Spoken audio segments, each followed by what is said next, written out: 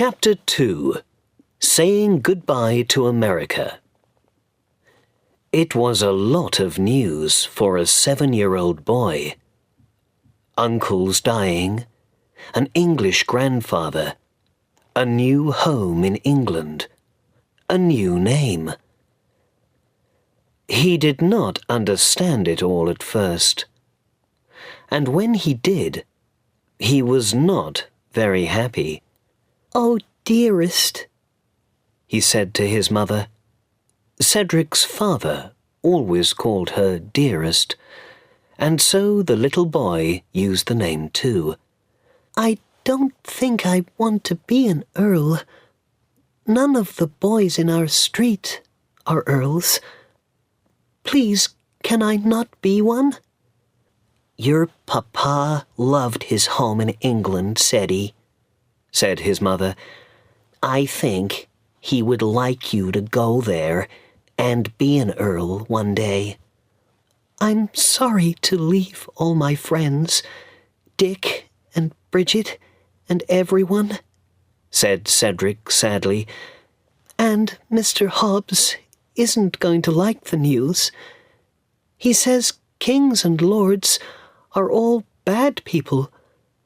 America has a president, and Mr. Hobbs says presidents are much better than kings." The next day, Cedric went to see Mr. Hobbs at his grocery store. He sat down in his usual place, but at first he could not find the words to tell Mr. Hobbs his news. Then he said it all at once, very quickly. Mr. Hobbs stared at him. "Well," he said, "can this be true?" "Yes, Mr. Hobbs," said Cedric. "I'm sorry to say it's all true. Mr. Havisham says I am Lord Fauntleroy now, and one day I'm going to be the Earl of Dorincourt after my grandfather dies." "Well," said Mr. Hobbs, "well, well, well." They talked about it for a long time, and in the end, Mr. Hobbs was happier about lords and earls. He liked his young friend very much. He first knew Cedric when he was 6 weeks old, and he had a grandfatherly interest in the boy. But he did not like Cedric going to England. "Can't you stay here and be an earl?" he asked. "No, I can't," said Cedric sadly. "Dearest says we must go to England." The Dorincourt name was an old and famous one, and the family was very rich, with great houses and castles in England. Mr. Havisham, the family's lawyer for 40 years, knew the Earl very well. He remembered the Earl's words to him before he left England. "I hate that American woman. She married my son because he was an earl's son, and she wanted to be rich. Her son is going to be just like her." But after a week in New York, Mr. Havisham knew differently. "Mrs. Errol married the Earl's son because she loved him with all her heart," he thought. "She's not interested in money. She asks nothing for herself. She only wants her little boy to be happy. I think the Earl is wrong about her and about her little boy." Mr. Havisham was surprised and pleased by the new Lord Fauntleroy. Cedric was a fine boy, tall and strong, with his mother's brown eyes and his father's golden hair. He spoke well, was not afraid of anything, and was friendly with everyone. He had a kind heart, too. Mr. Havisham learnt that very soon. One day, he was with Cedric when his mother was out. Mr. Havisham wanted to talk to him about his new life in England. But Cedric spoke first. "Please, what is an earl?" he asked.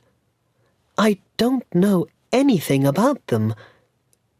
Please, can you tell me?" "An earl is a very important person," Mr. Havisham said. "He usually comes from a very old family. The first Earl of Dorincourt lived 400 years ago." "Well, well," said Cedric. "That was a long time ago. That's interesting. But what does an earl do?" This was not an easy question to answer. "An earl," Mr. Havisham began, "an earl often helps the king. Perhaps he's a soldier for the king. Some earls were very brave men in the old days." "Oh," said Cedric. "My papa was a soldier, and he was a very brave man, you know. I'm pleased earls are brave. It's a good thing to be brave, don't you think?" "Yes," Mr. Havisham said. "There is another good thing about earls. Some of them have money. A lot of money." "That's a good thing to have," said Cedric. "I'd like a lot of money." "Would you?" said Mr. Havisham. "Why?" "Well," Cedric said happily, "a person can do so many things with money, you see.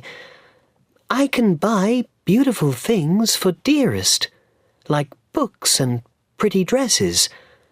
I can buy a warm winter coat for Bridget. She lives in our street and has 12 children. And a present for Mr. Hobbs at the grocery store. And then for Dick—" "Who is Dick?" asked Mr. Havisham. "Dick is a bootblack," said Lord Fauntleroy. "He cleans people's boots in the street, you know. He's one of the nicest people in the world. When I was little, he was very kind to me once. And when someone is kind to you, you never forget it, do you?" "And what would you like to do for Dick?" asked the lawyer. He smiled a little smile. A bootblack, a grocery man, a poor woman with 12 children. Strange friends for the grandson of an earl. "Buy the business for him," said the young lord happily. "He works for Jake now, and Jake is no good, you see. Dick does all the work, and Jake takes all the money. Dick gets so angry. Dick needs new brushes and new clothes and a sign, and then he can get somewhere." At that moment, Mrs. Errol came home. "I am so sorry to be late," she said. "I was at the house of a friend. Her husband is ill, and she needs help, poor thing." "Oh!" cried the young lord. He jumped up from his chair. "That's Bridget. I must visit her too." "One moment," said the lawyer. He remembered the Earl's words. "The boy can have anything. Tell him that. Put money in his pockets, and tell him it came from his grandfather." Mr. Havisham told Mrs. Errol and Cedric about the Earl's money, but he said it more kindly. Then he asked, "So, would Lord Fauntleroy like to help this poor woman?" At first, Cedric did not understand. His mother put her arms around him. "Ceddie, dear," she said, "the Earl is your grandpapa, your papa's father. He's very kind, and he loves you, and he wants you to love him.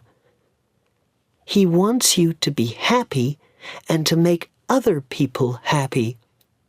He's very rich, and he gave Mr. Havisham some money for you. You can give some to Bridget now, to pay her rent, and to buy food for her husband and her children. Isn't that fine, Ceddie?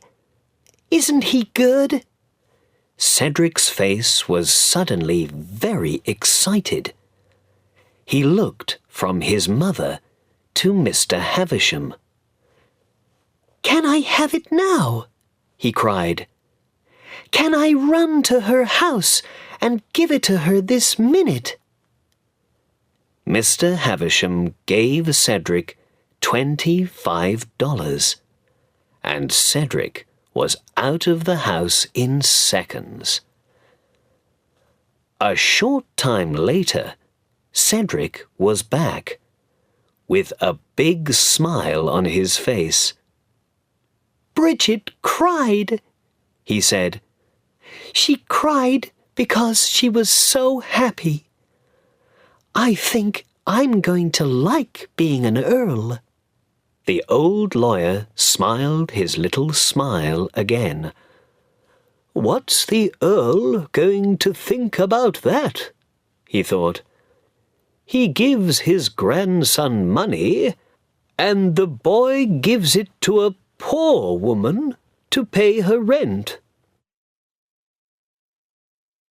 The day for leaving New York came quickly. In the last days, Lord Fauntleroy was very busy. With the Earl's money, Bridget's children all had new clothes, and Mr. Hobbs had a very fine gold watch from his little friend. "Look," said Cedric. "The watch has our names on the back, so you can't forget me." Mr. Hobbs held the watch in his hand, and at first he could not speak. "I'm not going to forget you, my boy," he said at last. "You never forget a good friend, do you?" Dick, too, could not find words at first to thank his little friend. He now had new brushes, a big new sign, and the best bootblack business in New York. On the last day, he came to the house to say goodbye. "I'm sorry he's going away. I really am," he said to Mr. Havisham. "I never had a friend like him." Dick shook Cedric's hand for a long time. "Goodbye," he said. "Write and tell me all about it, earls and everything." That evening, Cedric's mamma was very quiet. Cedric held her hand. "It's sad saying goodbye to all our friends and our little house, isn't it, dearest?" he said. "Yes, Ceddie dear, it is," she said. "Very, very sad."